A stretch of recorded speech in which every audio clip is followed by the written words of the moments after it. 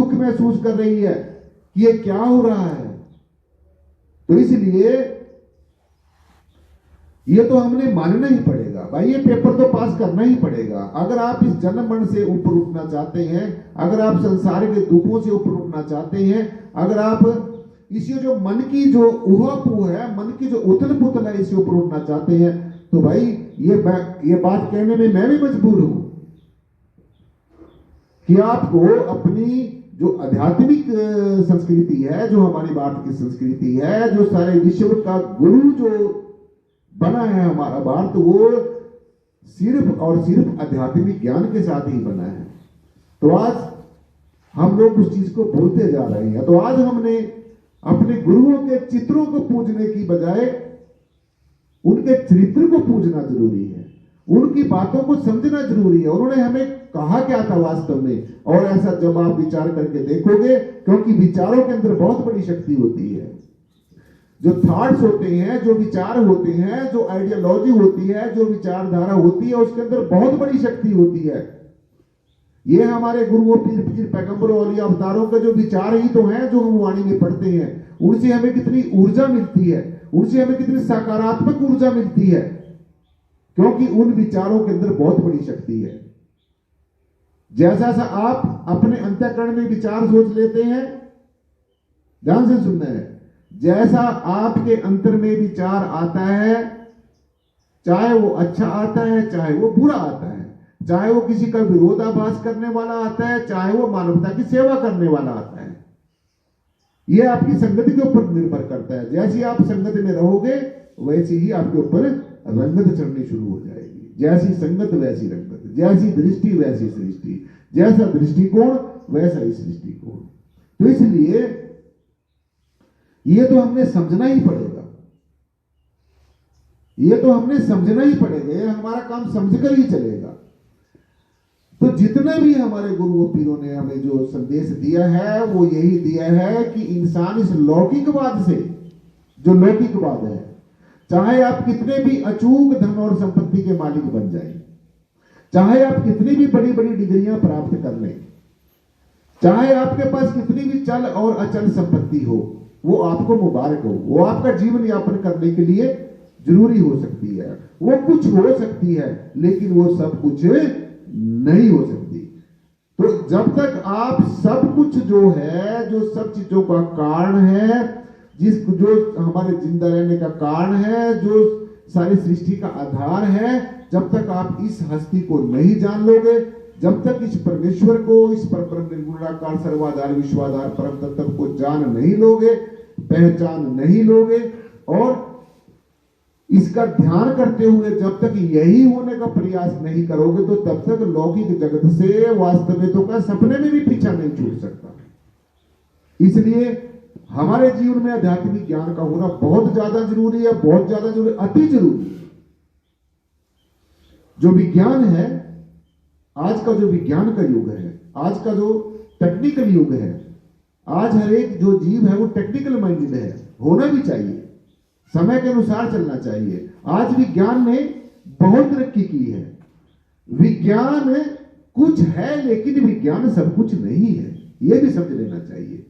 विज्ञान को ही सब कुछ समझ के नहीं बैठना है। विज्ञान ने कुछ ऐसे हमें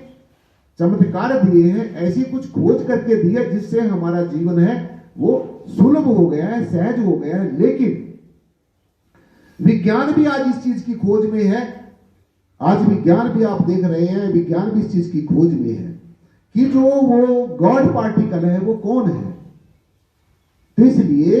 जो विज्ञान है वो ज्ञान की देन है, ना कि ज्ञान विज्ञान की देन है। आज उल्टा हो रहा है। आज को जो जीव है, जो यही समझ रहा है जो विज्ञान है वो सब कुछ है। विज्ञान कुछ है लेकिन सब कुछ नहीं है। विज्ञान हमारी हेल्प करता है, विज्ञान ने हमारे जीवन को सहज और सुलभ जरूर कर दिया है, लेकिन हमने सकून पाने के लिए, मन के और मत के भेद से ऊपर उठने के लिए, जितने भी मत और मतांतर हैं उनसे ऊपर उठने के लिए, इस संसार की जो आसक्ति है और जो आकर्षण है इससे ऊपर उठने के लिए हमने ज्ञान की शरण लेनी होगी, हमने अध्यात्म की शरण लेनी होगी। भौतिकवाद को और अध्यात्मवाद के अंदर एक सामंजस्य अपनाना होगा, एक बैलेंस अपना के चलना होगा, तभी हमारा लौकिक जगत सुखी होगा और तभी हमारा अलौकिक जगत सुखी होगा। और जो हमारे गुरुओं ने जो वाणी कही कि लोक सुखी परलोक सुहेले, तभी हम इस संसार के अंदर रहते रहते हम इससे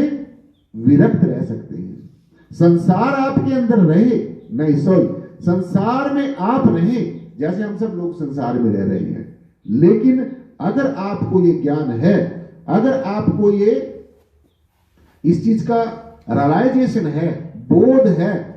कि ये संसार है लेकिन ये वास्तव में क्या है, नहीं है,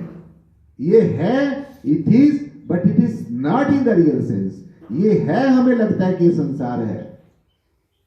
तो अगर ये संसार है तो फिर आप इसमें दुखी क्यों हो, इसमें फिर जीव दुखी क्यों है? इस संसार में रहते रहते हमने ऐसा, हमें लगता है कि कुछ ना कुछ ऐसी हस्ती जरूर है जिसको अभी हम जान नहीं सके। अगर ऐसा ना होता तो बड़े बड़े राजे महाराजे, रानियां पटरानियां, बड़े बड़े धनाढ्य लोग जिनके पास अचूक सुख थे, जिनके पास अचूक चल और अचल संपत्ति थी, जिनके पास बहुत साधन थे, जो बिल्कुल साधन संपन्न थे, लेकिन जब वो उन सब चीजों से ऊब गए, जब वो उन चीजों से ऊब गए तो फिर उन्होंने ये महसूस किया कि इतना कुछ होने के बावजूद भी हमारे जीवन में कुछ ना कुछ कोई चीज ऐसी रहती है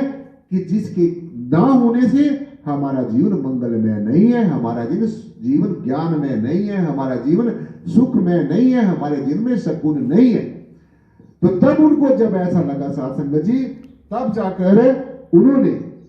बड़े बड़े राजे महाराजों ने, चक्रवर्ती राजाओं ने, जिनका चारों दिशाओं में नाम होता था, चक्रवर्ती राजाएं, श्री हरि भर्तृनाथ जैसे चक्रवर्ती राजे, जो महायोगी गोरक्षनाथ जी महाराज की शरण में जाकर उनको फिर आत्मा का ज्ञान हुआ, बोध हुआ, असलियत का पता चला। मीरा जैसी एक जो बहुत ही ऊंचे जो राजा की और एक चक्रवर्ती राजा की जो पटरानी थी, वो संत शिरोमणि श्री गुरु रविदास जी महाराज की पावन चरण शरण में आई, फिर उनको जाकर असलियत का पता चला। ऐसे ही कबीरदास जी महाराज की शरण में भी अनेकों राजे महाराजे, रानियां पटरानी आई। ऐसे ही गुरु नानक साहब की शरण में भी अनेकों राजे महाराजे आए। तो हमने इससे ये बात समझ लेनी चाहिए, इससे हमने सीधा सीधा ये समझ लेना चाहिए कि जब तक हम अपने मूल को नहीं जानेंगे, जब तक हम सच्चाई के आधार को नहीं जानेंगे, जब तक हम सभी कारणों के महाकारण को नहीं जानेंगे, जब तक हमारे जीवन के अंदर ऐसा सदगुरु नहीं होगा। देखो,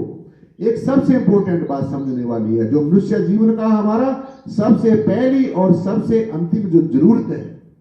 और ये सबके लिए जरूरी है, किसी जाति विशेष के लिए जरूरी नहीं है, किसी धर्म विशेष के लिए जरूरी नहीं है, किसी संप्रदाय विशेष के लिए जरूरी नहीं है, किसी वर्ण विशेष के लिए जरूरी नहीं है, किसी मिशन और किसी संगठन विशेष के लिए जरूरी नहीं है, बल्कि समूची मानवता के लिए जरूरी है। और वो क्या जरूरी है? वो क्या जरूरी है? अपने मूल को जानना, अपने आप को जानना, अपने असली स्वरूप को पहचानना, सभी कारणों के महाकारण को समझना, और ऐसी हस्ती को जानना जो कभी भी समाप्त नहीं होती है, जो हमेशा एज इट इज रहती है, जो एवरग्रीन रहती है, जो सदाबहार रहती है। जब तक आप साधु जी ये कारणों का महाकारण जो परमात्मा है, ये जो कारणों का महाकारण जो निराकार तत्व है, ये जो कारणों का महाकारण जो जय श्री प्रियतम निर्गुण निराकार सर्वाधार विश्वाधार परम तत्व है, जब तक आप इसको नहीं समझोगे तब तक ऐसे ही अंदाजों में जीव फंसा रहेगा, ऐसे ही विकल्पों में फंसा रहेगा, ऐसे ही मान्यताओं में फंसा रहेगा, ऐसे ही जो इंसान के बनाए हुए जो भगवान है, इंसान की जो बनाई हुई जो आकृतियां हैं, इंसान की जो बनाई हुई कल्पनाएं हैं, उनकी पूजा अर्चना में ये जीव फंसा रहेगा। तो हमने आज समझना है कि जितनी भी इंसान की बनाई हुई चीजें हैं, जब ये इंसान ही नहीं रहेगा तो इंसान की बनाई हुई चीजें भी हमेशा नहीं रहेंगी।